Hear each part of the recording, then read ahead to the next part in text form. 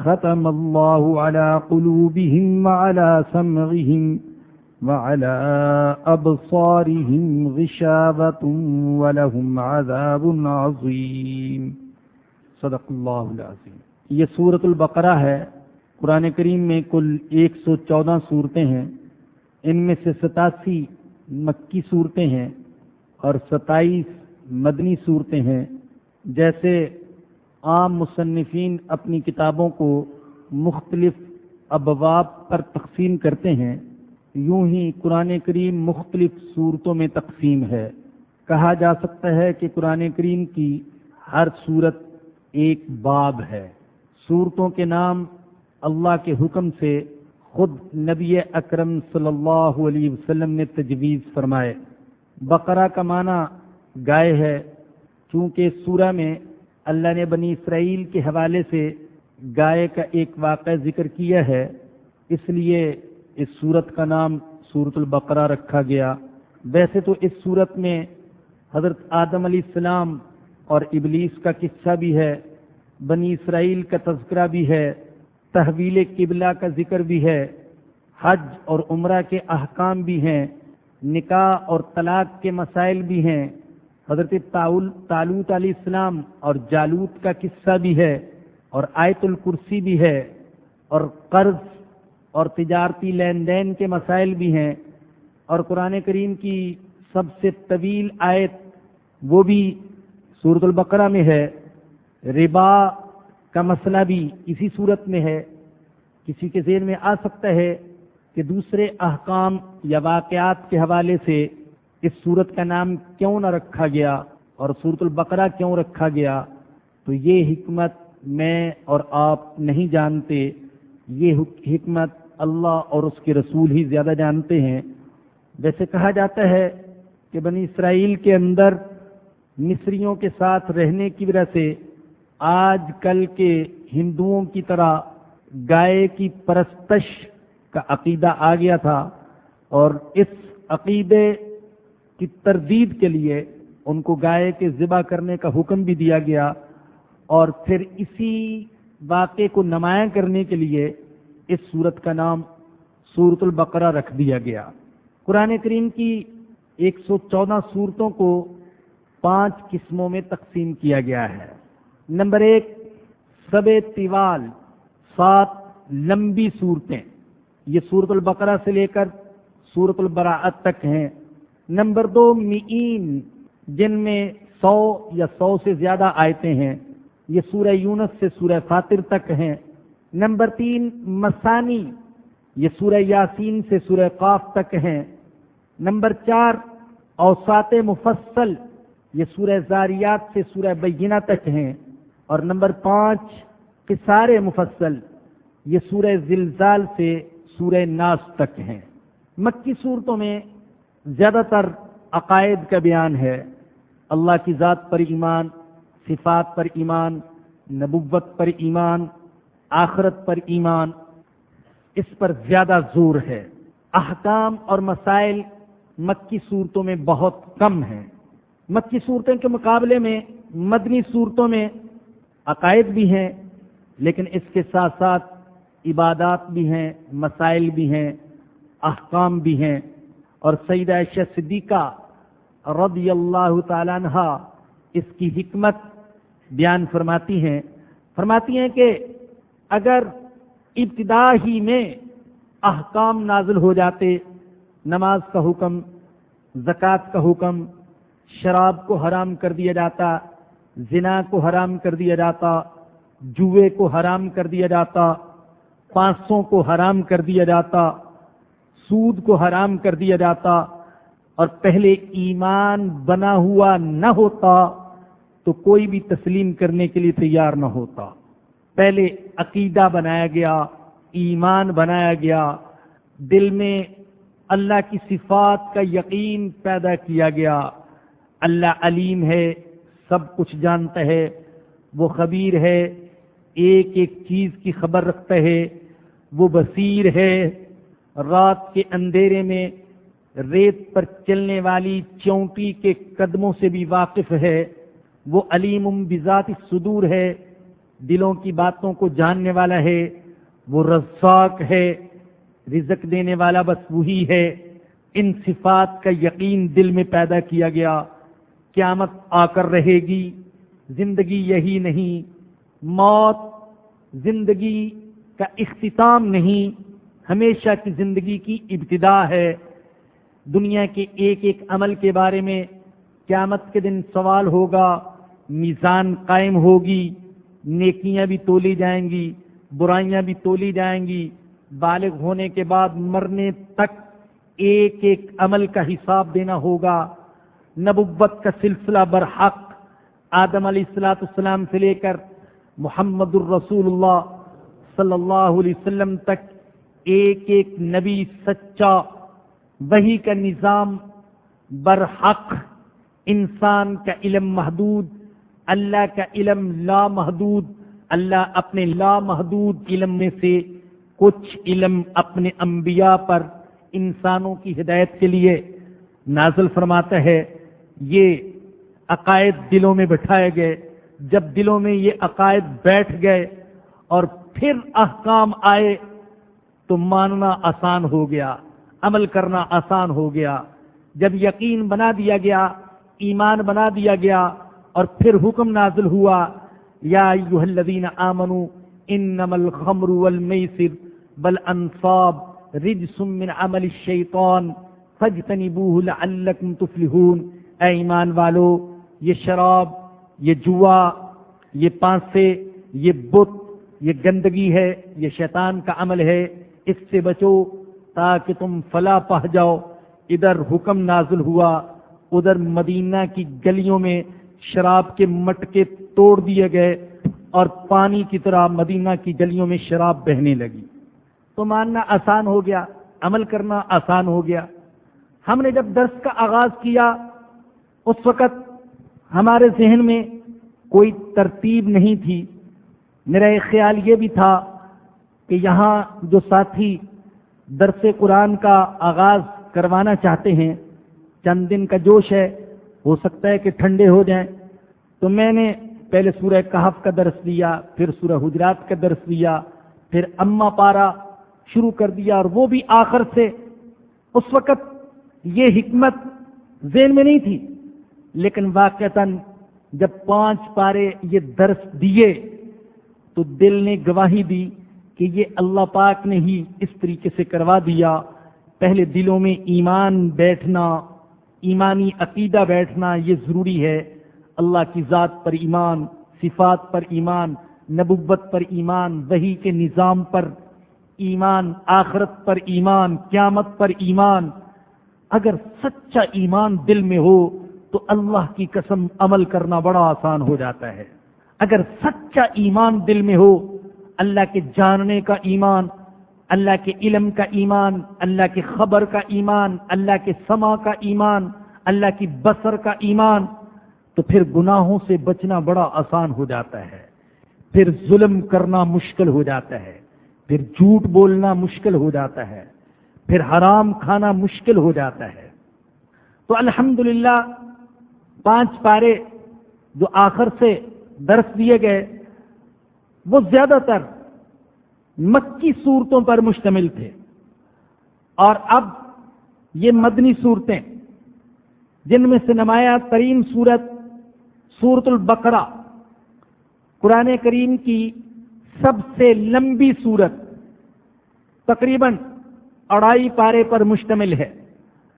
اور حضرت اکرمہ فرماتے ہیں اول سورۃ انزلت بالمدینہ سورۃ البقرہ، مدینہ منورہ میں سب سے پہلی سورت جو نازل ہوئی وہ سورۃ البقرہ ہے۔ اسے اللہ کے نبی نے فسطاط القرآن بھی کہا ہے، قرآن کا خیمہ۔ قرآن کے جتنے مضامین ہیں وہ سارے کے سارے سورۃ البقرہ میں موجود ہیں۔ اس میں عقائد بھی ہیں، احکام بھی ہیں، مواعظ بھی ہیں، قصص بھی ہیں، عبادات بھی ہیں، اور گمراہ فرقوں کا بھی ذکر ہے۔ تقریباً زندگی کے ہر شعبے سے تعلق رکھنے والے احکام اس صورت میں موجود ہیں، چاہے وہ معاشی شعبہ ہو یا معاشرتی شعبہ تجارتی شعبہ ہو یا سیاسی شعبہ یا ازدواجی زندگی کا شعبہ، بڑے بڑے 40 احکام اس صورت میں اللہ پاک نے بیان فرمائے ہیں۔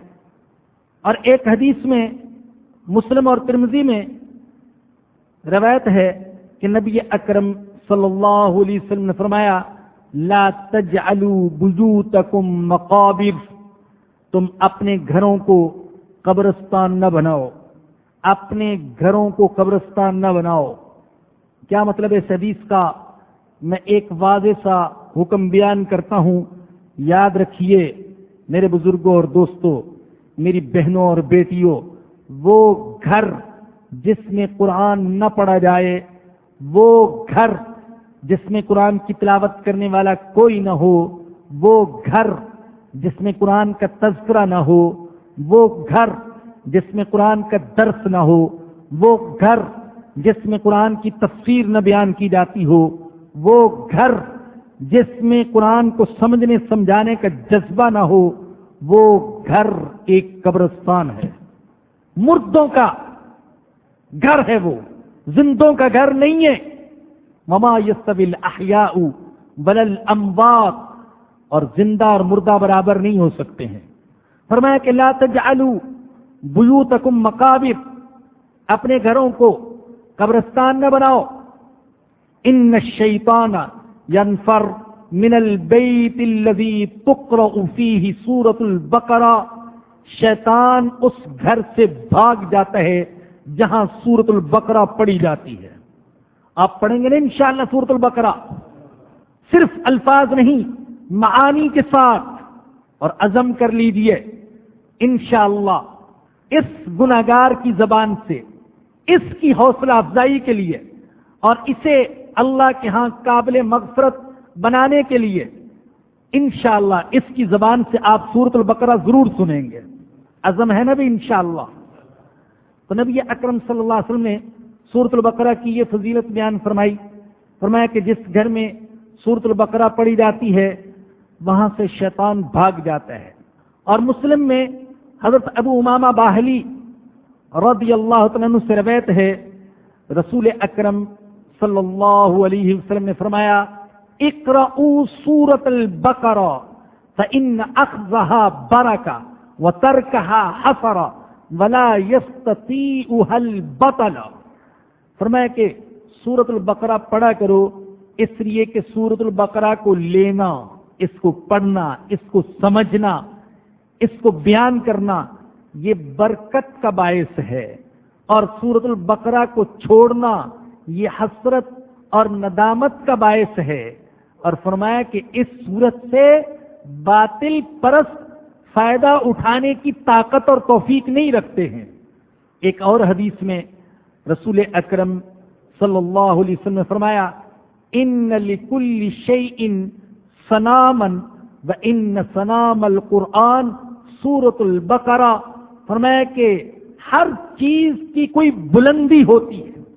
ویسے تو صنام اونٹ کی کوہان کو کہتے ہیں، اور کوہان اونٹ کے جسم میں سے سب سے اونچا حصہ ہوتا ہے، اور صنام بلندی کے لیے بھی استعمال ہوتا ہے۔ فرمایا کہ ہر چیز کے لیے کوئی بلند حصہ ہوتا ہے، اور قرآن کریم کا بلند حصہ سورۃ البقرہ ہے۔ یہی وہ سورت ہے جس میں قرآن کریم کی سب سے افضل آیت آیت الکرسی ہے۔ یہی وہ سورت ہے جس میں قرآن کریم کی سب سے طویل آیت آیت المدائنہ ہے۔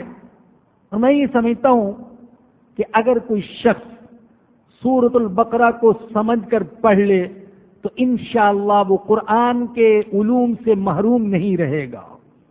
حضرت عمر بن خطاب رضی اللہ تعالی عنہ جیسا عظیم انسان، حضرت عمر کی عظمت کا اندازہ کرنے کے لیے بڑا صاف شفاف دل اور دماغ ضروری ہے، اور تاریخ کا مطالعہ ضروری ہے۔ اللہ کے نبی نے فرمایا تھا کہ اگر میرے بعد کوئی نبی ہوتا تو عمر ہوتے۔ اللہ کے نبی نے فرمایا تھا کہ عمر تم جس راستے سے گزرتے ہو تو شیطان بھاگ جاتا ہے۔ حضرت عمر کے بارے میں آتا ہے کان وقافا عند کتاب اللہ، جب اللہ کی کتاب ان کو سنائی جاتی تھی تو رک جاتے تھے۔ حضرت عمر کے بارے میں آتا ہے کہ انہوں نے سورۃ البقرہ 10 سال میں سیکھی ہے۔ ایسے صاف دماغ والا، عربی زبان مادری زبان، فصاحت و بلاغت گھر کی لونڈی، عربی لغت اور ادب ہاتھ کی چھڑی، اور نبی اکرم صلی اللہ علیہ وسلم کی صحبت سے دماغ مصفا، مزکا، مجلہ، مطہر، لیکن سورۃ البقرہ سیکھتے ہیں 10 سال میں۔ ایک سیکھنا وہ بھی ہے کہ سیکھنے والا چند گھنٹوں میں سیکھ سکتا ہے، چند دنوں میں سیکھ سکتا ہے، چند ہفتوں میں سیکھ سکتا ہے۔ حضرت عمر نے جو 10 سال میں سورۃ البقرہ سیکھی ہوگی تو نہ معلوم کس انداز میں سیکھی ہوگی، کن کن باریکیوں تک پہنچے ہوں گے، کن کن حقائق تک پہنچے ہوں گے۔ تو بڑی فضیلت والی سورت، 287 آیات، 86 آیات اور 40 رکوع اس میں۔ آغاز ہوا الف لام میم، حروف مقطعات میں سے ہیں، وہ حروف جنہیں جوڑ کر نہیں توڑ کر پڑھا جاتا ہے، الگ الگ پڑھا جاتا ہے۔ الف لام میم جوڑ کر پڑھتے تو یوں ہوتا علم، حامیم توڑ کر پڑھتے ہیں، الگ الگ پڑھتے ہیں، جوڑ کر نہیں پڑھا جاتا۔ طاسین، یاسین، کاف ہا یا عین صاد، یہ حروف مقطعات ہیں۔ قرآن کریم کی 29 سورتوں کا آغاز اللہ نے حروف مقطعات سے کیا ہے۔ ان کے معنی کیا ہیں؟ مفسرین کے اقوال مختلف۔ کسی نے کہا یہ قرآن میں اللہ کا راز ہے، کسی نے کہا یہ اللہ کی صفات کی طرف اشارہ ہے۔ الف سے اللہ، لام سے لطیف، میم سے مالک۔ کسی نے کہا یہ سورتوں کے نام ہیں، کسی نے کہا یہ قرآن کے نام ہیں، کسی نے کہا کہ یہ عرب کے خطبات کا انداز تھا۔ عرب کے خطیب یوں کیا کرتے تھے، اپنی تقریر اور اپنے بیان کا آغاز کرنے سے پہلے اس طرح کے حروف پڑھا کرتے تھے۔ یہی وجہ ہے کہ جب عربوں کے سامنے یہ صورتیں پڑھی گئیں جن کا آغاز مقطعات سے ہوتا تھا تو ان میں سے کسی نے اعتراض نہیں کیا۔ اگر ان کے لیے یہ انداز نامانوس ہوتا تو وہ اعتراض کرتے۔ اور ایک نمایاں قول یہ بھی ہے، اور اس قول کی طرف میرا قلبی میلان زیادہ ہے، وہ یہ کہ ان حروف کے ذریعے سے قرآن کی صداقت میں شک کرنے والوں کو چیلنج کیا گیا ہے کہ اگر تم انسان کا کلام کہتے ہو قرآن کو تو قرآن تو انہی حروف سے بنا ہے، الف لام میم، حامیم، صاد، نون، قاف وغیرہ وغیرہ، اور تم بھی ان حروف سے واقف ہو تو تم بھی کیوں نہیں ان حروف سے قرآن جیسا کلام بنا لیتے۔ صاحب کشاف علامہ زمخشری فرماتے ہیں کہ جیسے قرآن میں بعض قصے بار بار ذکر کیے گئے، یوں ہی اللہ نے یہ چیلنج بھی قرآن میں بار بار دیا ہے۔ اور اس بات کی دلیل کہ ان حروف کے ذریعے سے قرآن کی صداقت میں شک کرنے والوں کو چیلنج کیا گیا ہے، اس کی ایک دلیل یہ ہے کہ جہاں جہاں پر یہ حروف مقطعات آئے ہیں عام طور پر وہاں قرآن کریم کا ذکر بھی آیا ہے۔ جیسے یہاں دیکھ لیجئے الف لام میم ذالک الکتاب لا ریب فیہ، آگے سورہ آل عمران میں دیکھ لیجئے الف لام میم اللہ لا الہ الا هو الحی القیوم نزل علیک الکتاب بالحق، حامیم والکتاب المبین، صاد والقرآن ذی الذکر، نون والقلم وما یسطرون۔ تو جہاں جہاں یہ حروف مقطعات آئے ہیں وہاں عام طور پر قرآن کا ذکر بھی آیا ہے، جس کی وجہ سے بعض حضرات نے سمجھا کہ ان حروف کے ذریعے سے قرآن کی صداقت میں شک کرنے والوں کو چیلنج دیا گیا ہے کہ اگر یہ اللہ کا کلام نہیں انسانوں کا کلام ہے تو تم بھی ان حروف سے اس جیسا کلام بنا لو، اور مطالبہ یہ نہیں کہ پورے کا پورا قرآن بناؤ، مطالبہ بس یہ ہے کہ قرآن جیسی ایک صورت لے آؤ۔ لیکن قرآن کے اس چیلنج کو کوئی قبول نہ کر سکا۔ الف لام میم ذالک الکتاب، یہ کتاب لا ریب فی، اس میں کوئی شک نہیں۔ قرآن کریم اپنا پہلا تعارف یہ کرواتا ہے کہ یہ ایک مرتب کتاب ہے، یہ کوئی یادداشتوں کا منتشر مجموعہ نہیں ہے جسے نبی اکرم صلی اللہ علیہ وسلم کی وفات کے بعد کتابی شکل دے دی گئی ہو۔ قرآن نبی اکرم صلی اللہ علیہ وسلم کی زندگی میں محفوظ اور مرتب ہو چکا تھا، یہی ترتیب تھی قرآن کی۔ حضور کی زندگی میں سورۃ الفاتحہ پہلے نمبر پر، سورۃ البقرہ دوسرے نمبر پر، آل عمران تیسرے نمبر پر، نساء چوتھے نمبر پر، مائدہ پانچویں نمبر پر، انعام چھٹے نمبر پر، یہی ترتیب تھی۔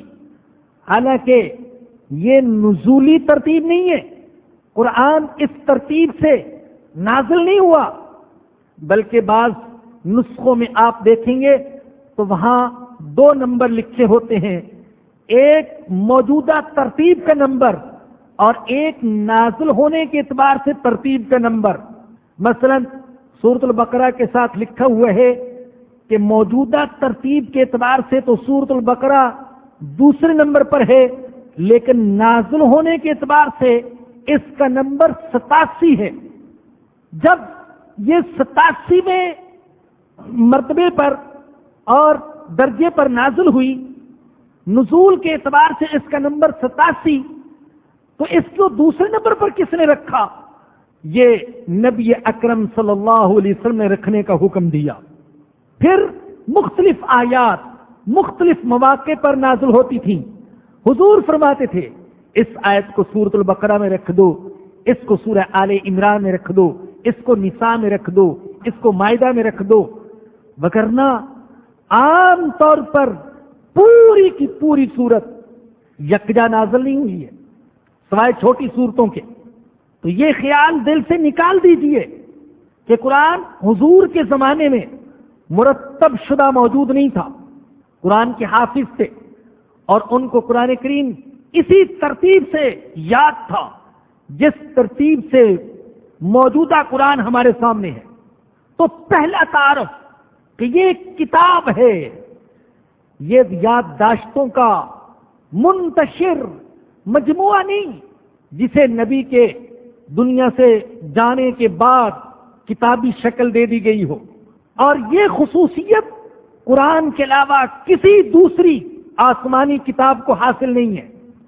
تورات ایک کتاب نہیں ہے، بلکہ تورات کے ساتھ 20 صحیفے بھی ہیں اور یادداشتوں کا مجموعہ ہے جسے حضرت موسیٰ علیہ السلام کے دنیا سے جانے کے بعد مرتب کیا گیا حافظے کی بنیاد پر۔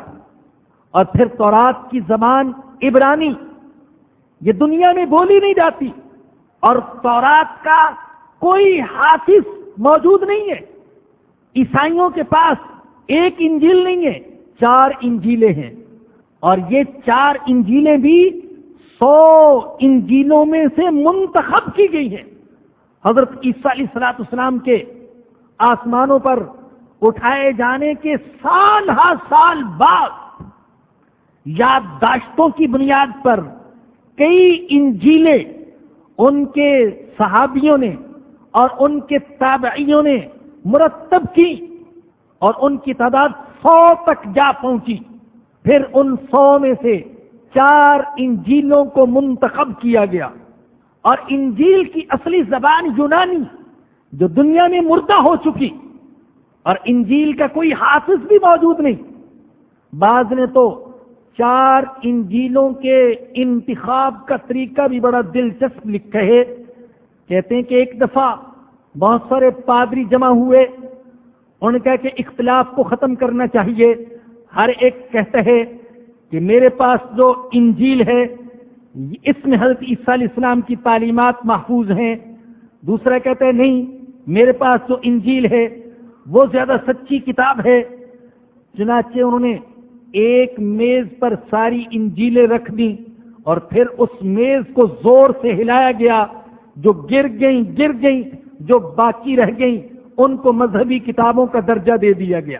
قرآن واحد الہامی کتاب ہے جو اس نبی کی زندگی ہی میں کتابی شکل میں مرتب ہو چکی تھی جس نبی پر یہ کتاب نازل ہوئی. قرآن واحد الہامی کتاب جو کروڑوں انسانوں کو زبانی یاد ہے. تورات والوں کو یقیناً تورات سے محبت ہے، انجیل والوں کو انجیل سے محبت، ہندوؤں کو اپنے ویدوں سے محبت اور تعصب کی حد تک محبت. لیکن آج ہندوؤں کی کتاب کا حافظ کوئی موجود نہیں اور ویدوں کی جو اصل زبان تھی سنسکرت وہ مردہ ہو چکی. قرآن کے کروڑوں حافظ موجود اور قرآن واحد کتاب جسے ہر جگہ اسی زبان میں پڑھا جاتا ہے جس زبان میں قرآن نازل ہوا تھا. چاہے کوئی عربی جانتا ہو یا نہ جانتا ہو، ہندی بھی قرآن کو عربی میں پڑھتا ہے اور اجمی بھی عربی میں، چینی بھی عربی میں اور امریکی بھی عربی میں، افریقی بھی عربی میں، پاکستانی بھی عربی میں، افغانی بھی عربی میں. اور علماء کا متفقہ فیصلہ کہ قرآن کا ترجمہ یہ قرآن نہیں ہے. آج ہی شاید آپ نے دیکھا ہو روزنامہ اسلام میں یہ خبر شائع ہوئی، ایک صاحب نے قرآن کا عربی متن ہٹا کر صرف اردو ترجمہ شائع کر دیا. ہے قرآن کا ترجمہ، اردو ترجمہ، لیکن ساتھ عربی متن نہیں ہے. اس پر تمام علماء نے احتجاج کیا کہ الحمدللہ ابھی تک اللہ کے ایسے بندے موجود ہیں جو قرآن کے حوالے سے ہونے والی ذرہ برابر تحریف کے سامنے سینہ سفر ہو جائیں گے. احتجاج کیا گیا. اردو ترجمہ ہے، انجیل کا ترجمہ نہ معلوم کتنی زبانوں میں، تورات کا ترجمہ، اور انہیں ان ترجموں کو تورات اور انجیل قرار دیا جاتا ہے کہ یہ تورات ہے، یہ انجیل ہے. لیکن مسلمان قرآن کے ترجمے کو قرآن ماننے کے لیے تیار نہیں، اور کوئی عالم اور کوئی مفتی قرآن کے متن کے بغیر قرآن کے ترجمے کو شائع کرنے کی اجازت نہیں دیتا. تو قرآن کو جہاں بھی پڑھا جاتا ہے عربی زبان میں، ایک چھوٹا بچہ جو عربی کے ایک لفظ کا معنی نہیں جانتا وہ بھی قرآن کو پڑھتا ہے تو عربی میں پڑھتا ہے. افریقہ کے ملک میں رہنے والا، جنگلات میں رہنے والا، دور دراز علاقے میں رہنے والا ایک حبشی جس کے لیے عربی کا ایک لفظ ادا کرنا بڑا مشکل ہے، وہ بھی مجبور ہے کہ اگر وہ تلاوت کرے گا قرآن کی تو عربی میں تلاوت کرے.